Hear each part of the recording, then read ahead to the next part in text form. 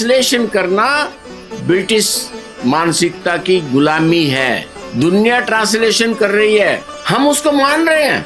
क्या हमें उसका प्रतिकार नहीं करना चाहिए?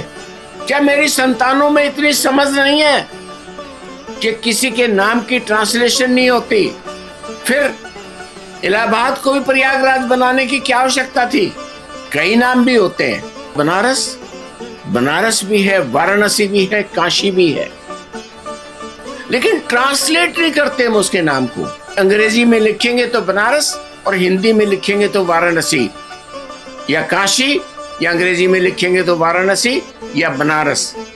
ट्रांसलेशन नहीं, किसी के नाम की ट्रांसलेशन उसका सबसे बड़ा मजाक है। मेरे भारत का समाज अपने नाम की ट्रांसलेशन होते हुए देख रहा है।